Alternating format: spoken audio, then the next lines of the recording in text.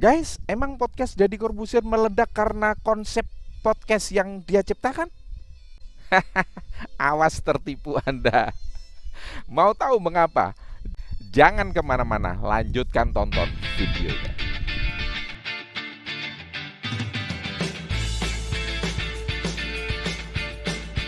Assalamualaikum warahmatullahi wabarakatuh. Salam gembira dan kagum untuk Anda semua yang asik dan seru.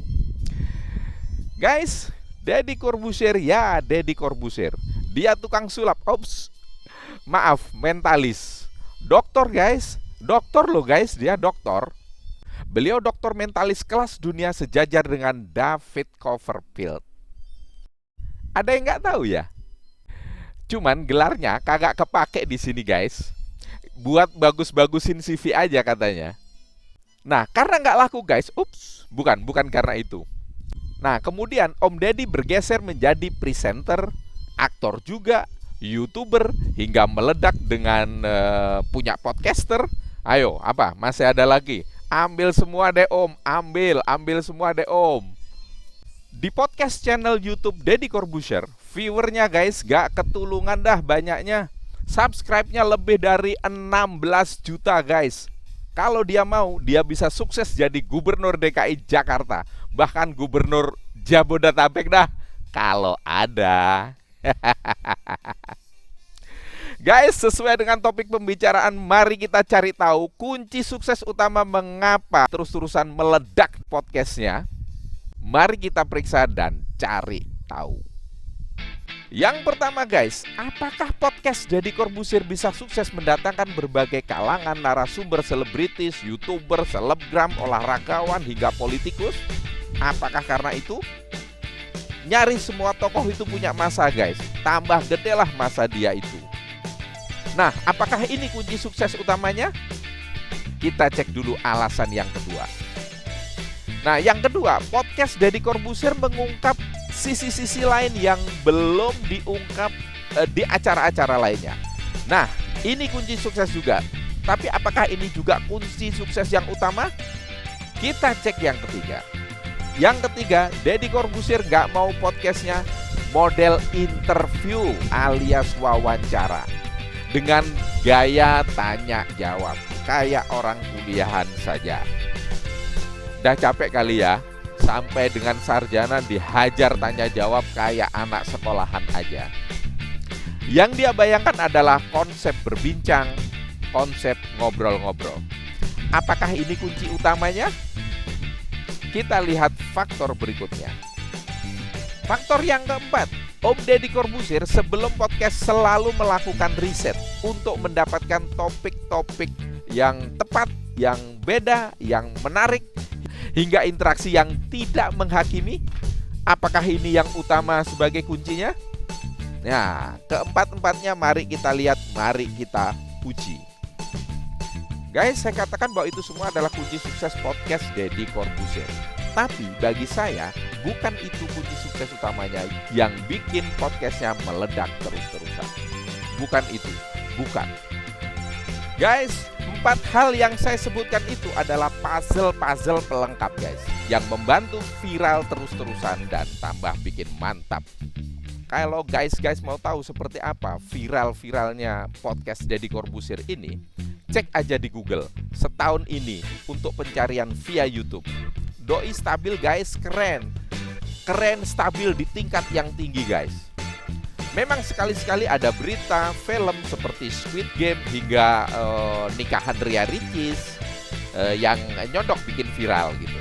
Tapi setelah itu si Om ini di atas lagi, trennya di atas lagi dan dicari-cari. Nah, jadi kembali kepada pertanyaan, apakah kunci sukses meledaknya podcast Deddy Corbuzier? Nah ini guys, bagi saya kunci suksesnya ya Deddy Corbuzier. Iya, Deddy Corbuzier, nama Deddy Corbuzier atau merek alias brand Deddy Corbuzier yang sudah kuat, very powerful. Itulah yang jadi bubuk-bubuk misiu yang stoknya bertambah bertumpuk-tumpuk. Itulah ledakannya yang bikin kuat berkepanjangan. Sadarilah guys, Om Deddy Corbuzier sudah membuat story Om Deddy Corbuzier berhari-hari, berbulan-bulan, bertahun-tahun, mulai dari tukang sulap apps, mentalis guys, berjuang terus, berkarya, membangun reputasi, dan gak pakai berhenti. Bahkan saya rasa dia ini gak bisa dihentikan, alias unstoppable guys.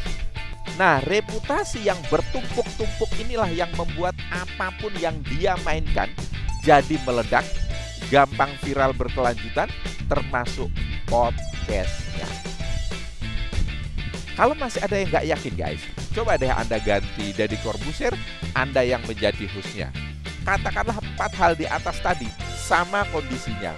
Bahkan tokoh, artis, tokoh lainnya yang diundang lebih top deh.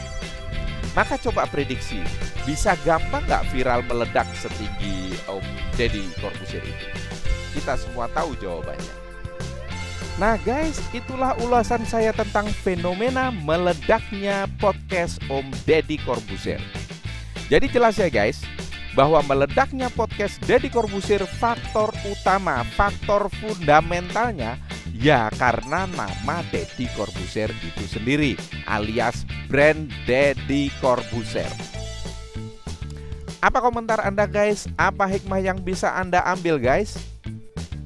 Bagi saya satu kalimat saja, kita gak bisa copy plek hasilnya, tapi yang bisa adalah nyontoh perjuangannya. Nah guys, untuk Anda semua yang antusias sedang membangun reputasi diri, membangun brand untuk Anda sendiri, Anda sudah di jalan yang benar guys. Walau membangun brand, termasuk brand bisnis Anda, butuh kerja keras, terkadang butuh waktu yang lama. Tidak ada salahnya jika Anda mempelajari konsep model bisnis yang bisa membuat pencapaian keberhasilan menjadi lebih cepat. Maka coba cek deh deskripsi di bawah ini. Mungkin saya sudah melampirkan link tentang The Big Win dengan model bisnis speed. Itulah hikmah pembelajaran dari meledaknya podcast Deddy Corbuzier. Semoga menjadi penyemangat perjuangan kita, perjuangan Anda semua. Guys, jika Anda melihat konten ini bermanfaat, please jangan sungkan-sungkan kasih like sekalian subscribe. Akhirnya guys, kita sudah di akhir perjumpaan. Terima kasih atas perhatiannya. Sampai jumpa di konten-konten saya selanjutnya. Dadah.